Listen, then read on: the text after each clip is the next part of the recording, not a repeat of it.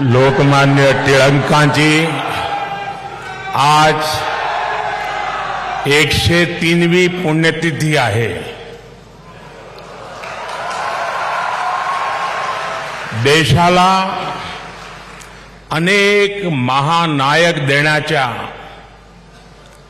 महाराष्ट्राच्या भूमीला मी कोटी कोटी वंदन करते.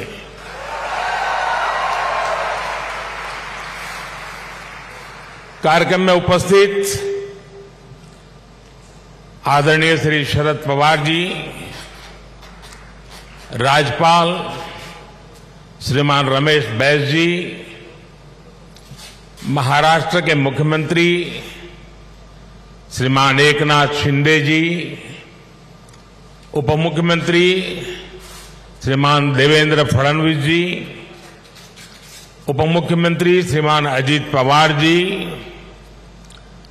ट्रस्ट के अध्यक्ष श्रीमान दीपक तिलक जी, पूर्व मुख्यमंत्री मेरे मित्र श्रीमान सुशील कुमार शिंदे जी, तिलक परिवार के सभी सम्मानित सदस्यगण एवं उपस्थित और बहनों, का ये दिन मेरे लिए बहुत अहम है. मैं यहां आकर जितना उत्साहित हूं उतना ही भावुक भी हूं. आज हम सब के आदर्श और भारत के गौरव बात है. आज अन्ना भाऊ साठे जी की जन्म जयंती भी है. लोकमान्य तिलक जी तो हमारे स्वतंत्रता इतिहास के माथे के तिलक है.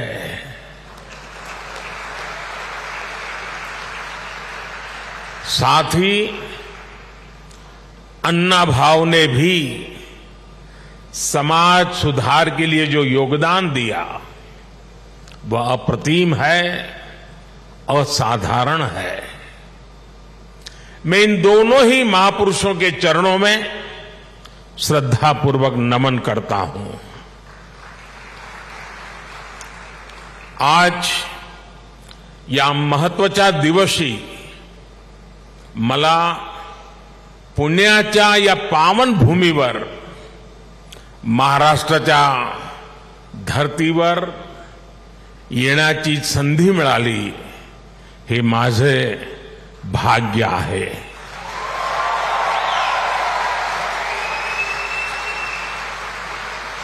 ये पुण्यभूमि छत्रपति शिवाजी महाराज की धरती है. ये चाफेकर बंधुओं की पवित्र धरती है. इस धरती से ज्योतिबा फुले, सावित्रीबाई फुले की प्रेरणाएं और आदर्श जुड़े हैं. अभी कुछ ही देर पहले मैंने दगड़ू सेठ मंदिर में गणपति जी का आशीर्वाद भी लिया. ये भी पुणे जिले के इतिहास का बड़ा दिलचस्प पहलू है. दगड़ू सेठ पहले व्यक्ति थे जो तिलक जी के आह्वान पर गणेश प्रतिमा की सार्वजनिक स्थापना में शामिल हुए थे. मैं इस धरती को प्रणाम करते हुए इन सभी महान विभूतियों को श्रद्धापूर्वक नमन करता हूं. साथियों, आज पुणे में आप सबके बीच मुझे जो सम्मान मिला है ये मेरे जीवन का एक अविस्मरणीय अनुभव है. जो जगह, जो संस्था सीधे तिलक जी से जुड़ी रही हो उसके द्वारा लोकमान्य तिलक नेशनल अवार्ड मिलना मेरे लिए सौभाग्य की बात है। मैं इस सम्मान के लिए हिंद स्वराज संघ का और आप सभी का पूरी विनम्रता के साथ हृदय से आभार व्यक्त करता हूं। और मैं ये भी कहना चाहूंगा, अगर ऊपर ऊपर से थोड़ा नजर करें तो हमारे देश में काशी और पुणे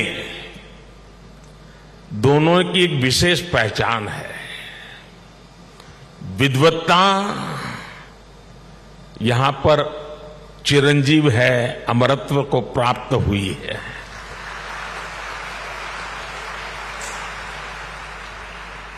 और जो पुणे नगरी विद्वत्ता की दूसरी पहचान हो, उस भूमि पे सम्मानित होना जीवन का इससे बड़ा कोई गर्व और संतोष की अनुभूति देने वाली घटना नहीं हो सकती है। लेकिन साथियों, जब कोई अवार्ड मिलता है तो उसके साथ ही हमारी जिम्मेदारी भी बढ़ जाती है। आज जब उस अवार्ड से तिलक जी का नाम जुड़ा हुआ हो तो दायित्व बोध और भी कई गुना बढ़ जाता है। मैं लोकमान्य तिलक नेशनल अवार्ड को 140 करोड़ देशवासियों के चरणों में समर्पित करता हूं।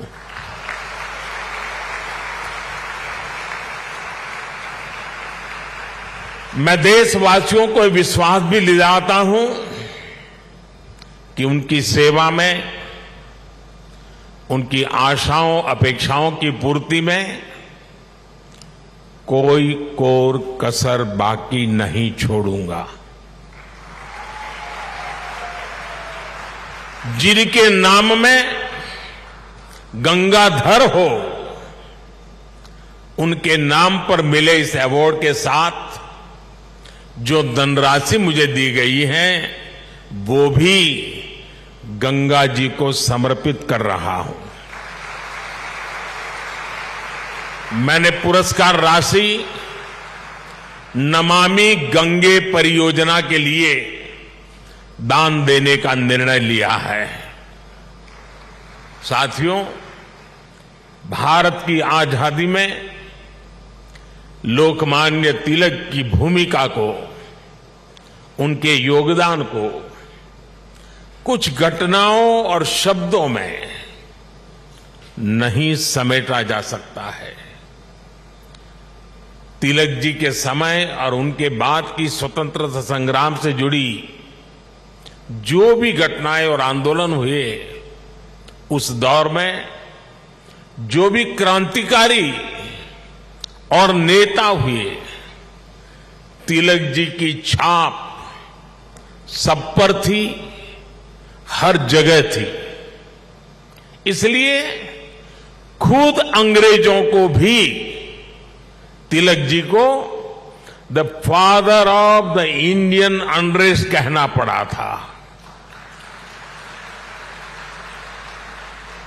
तिलक जी ने भारत के स्वतंत्रता आंदोलन की पूरी दिशा ही बदल दी थी। जब अंग्रेज कहते थे कि भारतवासी देश चलाने के लायक नहीं है, तब लोकमान्य तिलक ने कहा कि स्वराज्य हमारा जन्मसिद्ध अधिकार है। अंग्रेजों ने धारणा बनाई थी कि भारत की आस्था, संस्कृति, मान्यताएं, ये सब पिछड़ेपन का प्रतीक है। लेकिन तिलक जी ने इसे भी गलत साबित किया। इसलिए भारत के जनमानस ने न केवल खुद आगे आकर तिलक जी को लोकमान्यता दी, बल्कि लोकमान्य का खिताब भी दिया। और जैसा अभी दीपक जी ने बताया, स्वयं महात्मा गांधी ने उन्हें आधुनिक भारत का निर्माता भी कहा। हम कल्पना कर सकते हैं कि तिलक जी का चिंतन कितना व्यापक रहा होगा, उनका विजन कितना दूरदर्शी रहा होगा। साथियों, एक महान नेता वो होता है जो एक बड़े लक्ष्य के लिए न केवल खुद को समर्पित करता है, बल्कि उस लक्ष्य की प्राप्ति के लिए संस्थाएं और व्यवस्थाएं भी तैयार करता है। इसके लिए हमें सबको साथ लेकर आगे बढ़ना होता है, सबके विश्वास को आगे बढ़ाना होता है। लोकमान्य तिलक के जीवन में हमें ये सारी खूबियां दिखती हैं। उन्होंने अंग्रेजों ने जब उन्हें जेल में डाला, उन पर अत्याचार हुए, उन्होंने आजादी के लिए त्याग और बलिदान की पराकाष्ठा की, लेकिन साथ ही उन्होंने टीम स्पिरिट के, सहभाग और सहयोग के अनुकरणीय उदाहरण भी पेश किए। लाला लाजपत राय और बिपिन चंद्र पाल के साथ उनका विश्वास, उनकी आत्मीयता भारतीय स्वतंत्रता संग्राम का स्वर्णिम अध्याय है। आज भी जब बात होती है तो लाल बाल पाल के तीनों नाम एक त्रिशक्ति के रूप में याद किए जाते हैं। तिलक जी ने उस समय आजादी की आवाज को बुलंद करने के लिए पत्रकारिता और अखबार की अहमियत को भी समझा। अंग्रेजी में तिलक जी ने, जैसा शरद राव ने कहा, द मराठा साप्ताहिक शुरू किया। मराठी में गोपाल गणेश अगरकर और विष्णु शास्त्री चिपलुंकर जी के साथ मिलकर उन्होंने केसरी अखबार शुरू किया। 140 से भी ज्यादा समय से केसरी अनवरत आज भी महाराष्ट्र में छपता है, लोगों के बीच पढ़ा जाता है। ये इस बात का सबूत है कि तिलक जी ने कितनी मजबूत नींव पर संस्थाओं का निर्माण किया था। साथियों, संस्थाओं की तरह लोकमान्य तिलक ने परंपराओं को भी पोषित किया। उन्होंने समाज को जोड़ने के लिए सार्वजनिक गणपति महोत्सव की नींव डाली। उन्होंने छत्रपति शिवाजी महाराज के साहस और आदर्शों की ऊर्जा से समाज को भरने के लिए शिव जयंती का आयोजन शुरू किया। ये आयोजन भारत को सांस्कृतिक सूत्र में पिरोने के अभियान भी थे और इनमें पूर्ण स्वराज की संपूर्ण संकल्पना भी थी। यही भारत की समाज व्यवस्था की खासियत रही है। भारत ने हमेशा ऐसे नेतृत्व को जन्म दिया है जिसने आजादी जैसे बड़े लक्ष्यों के लिए भी संघर्ष किया और सामाजिक बुराइयों के खिलाफ नई दिशा भी दिखाई। आज की युवा पीढ़ी के लिए यह बहुत बड़ी सीख है। भाइयों और बहनों, लोकमान्य तिलक इस बात को भी जानते थे कि आजादी का आंदोलन हो या राष्ट्र निर्माण का मिशन, भविष्य की जिम्मेदारी हमेशा युवाओं के कंधों पर होती है। वो भारत के भविष्य के लिए शिक्षित और सक्षम युवाओं का निर्माण चाहते थे। लोकमान्य में युवाओं की प्रतिभा पहचानने की जो दिव्य दृष्टि थी, इसका एक उदाहरण हमें वीर सावरकर से जुड़े घटनाक्रम में मिलता है।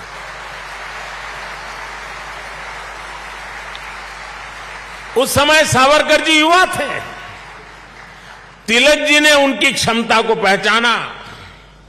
वो चाहते थे कि सावरकर बाहर जाकर अच्छी पढ़ाई करें और वापस आकर आजादी के लिए काम करें।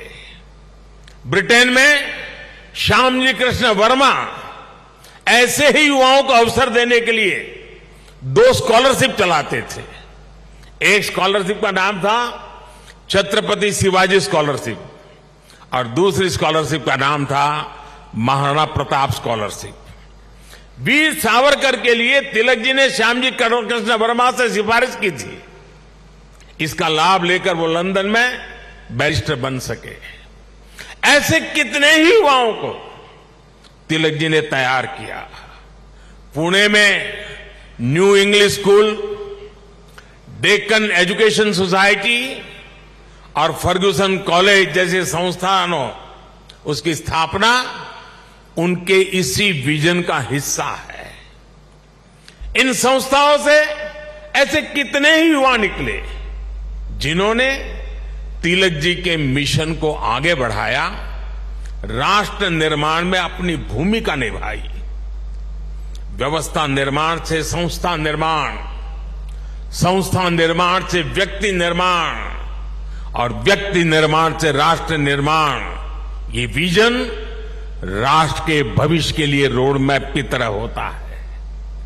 इसी रोड मैप को आज देश प्रभावी ढंग से फॉलो कर रहा है। साथियों, वैसे तो तिलक जी पूरे भारत के लोकमान्य नेता है, लेकिन जैसे पुणे और महाराष्ट्र के लोगों के लिए उनका एक अलग स्थान है, वैसा ही रिश्ता गुजरात के लोगों का भी उनके साथ है। मैं आज इस विशेष अवसर पर मैं उन बातों को भी याद कर रहा हूं। स्वतंत्रता संग्राम के समय वो करीब 1.5 महीने अहमदाबाद साबरमती जेल में रहे थे। इसके बाद 1916 में तिलक जी अहमदाबाद आए और आपको जानकर के खुशी होगी, उस समय जब अंग्रेजों की पूरी तरह जुल्म चलते थे, अहमदाबाद में तिलक जी के स्वागत में और उनको सुनने के लिए उस जमाने में 40,000 से ज्यादा लोग उनका स्वागत करने के लिए आए थे। और खुशी की बात यह है कि उनको सुनने के लिए उस समय ऑडियंस में सरदार वल्लभ भाई पटेल भी थे। उनके भाषण ने सरदार साहब के मन में एक अलग ही छाप छोड़ी। बाद में सरदार पटेल अहमदाबाद नगर पालिका के प्रेसिडेंट बने, म्युनिसिपैलिटी के प्रेसिडेंट बने। और आप देखिए उस समय के व्यक्तित्व की सोच कैसी होती थी। उन्होंने अहमदाबाद में तिलक जी की मूर्ति लगाने का फैसला किया। और सिर्फ मूर्ति लगाने का फैसला किया नहीं, उनके निर्णय में भी सरदार साहब की लौह पुरुष की पहचान मिलती है। सरदार साहब ने जो जगह चुनी वो जगह थी विक्टोरिया गार्डन। अंग्रेजों ने रानी विक्टोरिया की हीरक जयंती मनाने के लिए अहमदाबाद में 1897 में 1897 में विक्टोरिया गार्डन का निर्माण किया था। यानी ब्रिटिश महारानी के नाम पर बने पार्क में उनकी छाती पर सरदार पटेल ने इतने बड़े क्रांतिकारी लोकमान्य तिलक की मूर्ति लगाने का फैसला कर लिया।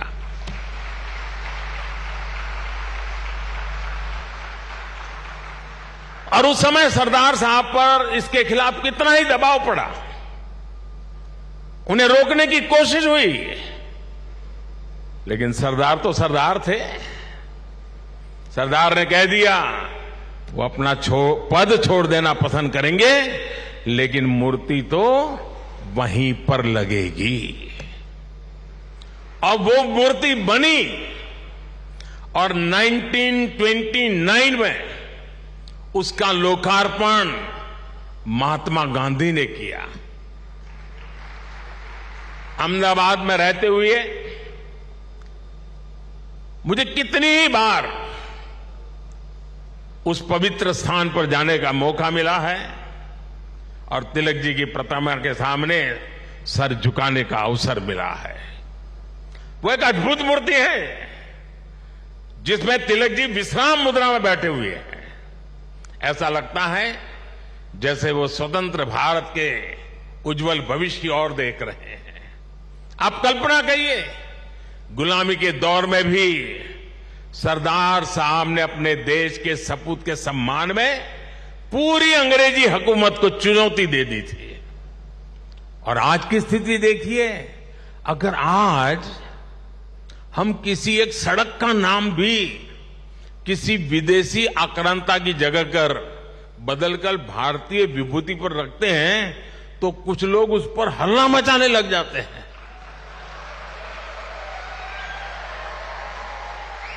उनकी नींद खराब हो जाती है। साथियों, ऐसा कितना ही कुछ है जो हम लोकमान्य तिलक के जीवन से सीख सकते हैं। लोकमान्य तिलक रखने वाले व्यक्ति थे, वो गीता के कर्मयोग को जीने वाले व्यक्ति थे। अंग्रेजों ने उन्हें रोकने के लिए उन्हें भारत के दूर पूरब में मांडले की जेल में डाल दिया, लेकिन वहां भी तिलक जी ने गीता का अपना अध्ययन जारी रखा। उन्होंने देश को हर चुनौती से पार पाने के लिए गीता रहस्य के जरिए कर्मयोग की सहज समझ दी, कर्म की ताकत से परिचित करवाया। साथियों, बाल गंगाधर तिलक जी के व्यक्तित्व के एक और पहलू की तरफ मैं आज देश के युवा पीढ़ी का ध्यान आकर्षित करना चाहता हूं।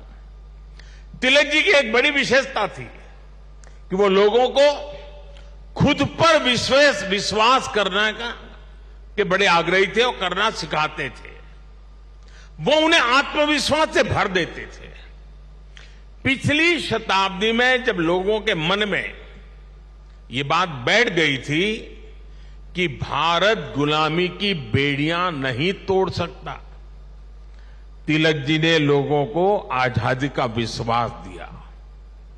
उन्हें हमारे इतिहास पर विश्वास था, उन्हें हमारी संस्कृति पर विश्वास था, उन्हें अपने लोगों पर विश्वास था, उन्हें हमारे श्रमिकों उद्यमियों पर विश्वास था, उन्हें भारत के सामर्थ्य पर विश्वास था।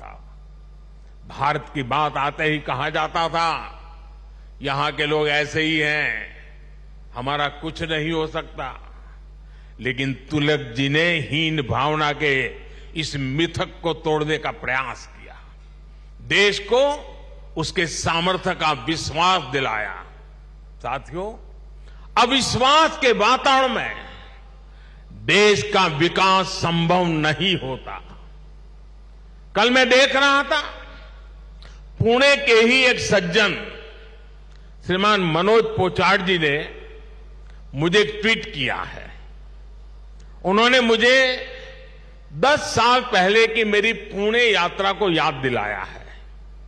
उस समय जिस फर्ग्यूसन कॉलेज की तिलक जी ने स्थापना की थी, उसमें मैंने तब के भारत में ट्रस्ट डेफिसिट की बात की थी। अब मनोज जी ने मुझे आग्रह किया है कि मैं ट्रस्ट डेफिसिट से ट्रस्ट सरप्लस तक की देश की यात्रा के बारे में बात करूं। मैं मनोज जी का आभार व्यक्त करूंगा कि उन्होंने इस अहम विषय को उठाया है। भाइयों और बहनों, आज भारत में ट्रस्ट सरप्लस पॉलिसी में भी दिखाई देता है और देशवासियों के परिश्रम में भी झलकता है। बीते 9 वर्षों में भारत के लोगों ने बड़े बड़े बदलावों की नींव रखी, बड़े बड़े परिवर्तन करके दिखाए। आखिर कैसे भारत दुनिया की 5वीं सबसे बड़ी अर्थव्यवस्था बन गया? ये भारत के लोग ही हैं जिन्होंने ये करके दिखाया। आज देश हर क्षेत्र में अपने आप पर भरोसा कर रहा है और अपने नागरिकों पर भी भरोसा कर रहा है।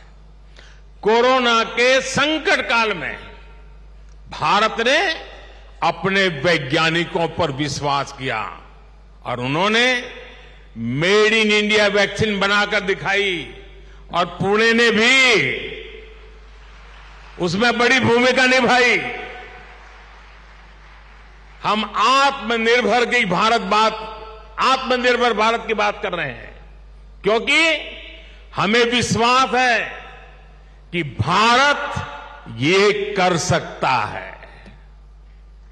हम देश के आम आदमी को बिना गारंटी का मुद्रा लोन दे रहे हैं क्योंकि हमें उसकी ईमानदारी पर, उसकी कर्तव्य शक्ति पर विश्वास है। पहले छोटे छोटे कामों के लिए आम लोगों को परेशान होना पड़ता था। आज ज्यादातर काम मोबाइल पर एक क्लिक पर हो रहे हैं। कागजों को अटैच करने के लिए आपके अपने हस्ताक्षर पर भी आज सरकार विश्वास कर रही है। इससे देश में एक अलग माहौल बन रहा है, एक सकारात्मक वातावरण तैयार हो रहा है और हम देख रहे हैं कि विश्वास से भरे हुए देश के लोग देश के विकास के लिए कैसे खुद आगे बढ़कर काम कर रहे हैं। स्वच्छ भारत आंदोलन को इस जन विश्वास ने ही जन आंदोलन में बदला। बेटी बचाओ बेटी पढ़ाओ अभियान को इस जन विश्वास ने ही जन आंदोलन में बदला। लाल किले से मेरी एक पुकार पर कि जो सक्षम हैं उन्हें गैस सब्सिडी छोड़नी चाहिए, लाखों लोगों ने गैस सब्सिडी छोड़ दी थी। कुछ समय पहले ही कई देशों का एक सर्वे हुआ था। इस सर्वे में सामने आया कि जिस देश के नागरिकों को अपनी सरकार में सबसे ज्यादा विश्वास है, उस सर्वे ने बताया उस देश का नाम भारत है। ये बदलता हुआ जनमानस, ये बढ़ता हुआ जनविश्वास भारत के जन जन की प्रगति का माध्यम बन रहा है। साथियों, आज आजादी के 75 वर्ष बाद देश अपने अमृतकाल को कर्तव्य काल के रूप में देख रहा है। हम देशवासी अपने अपने स्तर से देश के सपनों और संकल्पों को ध्यान में रखकर काम कर रहे हैं। इसलिए आज विश्व भी भारत में भविष्य देख रहा है। हमारे प्रयास आज पूरी मानवता के लिए एक आश्वासन बन रहे हैं। मैं मानता हूं कि लोकमान्य आज जहां भी उनकी आत्मा होगी वो हमें देख रहे हैं, हम पर अपना आशीर्वाद बरसा रहे हैं। उनके आशीर्वाद से, उनके विचारों की ताकत से हम एक सशक्त और समृद्ध भारत के अपने सपने को जरूर साकार करेंगे। मुझे विश्वास है हिंद स्वराज संघ तिलक के आदर्शों से जन जन को जोड़ने में इसी प्रकार आगे आकर के अहम भूमिका निभाता रहेगा। मैं एक बार फिर इस सम्मान के लिए आप सभी का आभार प्रकट करता हूं। इस धरती को प्रणाम करते हुए, इस विचार को आगे बढ़ाने में जुड़े हुए सबको प्रणाम करते हुए मैं मेरी वाणी को विराम देता हूं।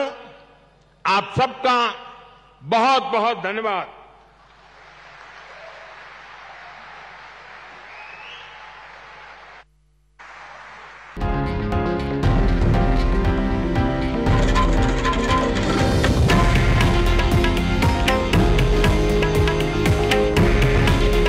हे आहे देशातील नंबर 1 न्यूज नेटवर्क आणि आपण पाहत आहात TV9 मराठी। काळजी तुमची, हित महाराष्ट्राचं।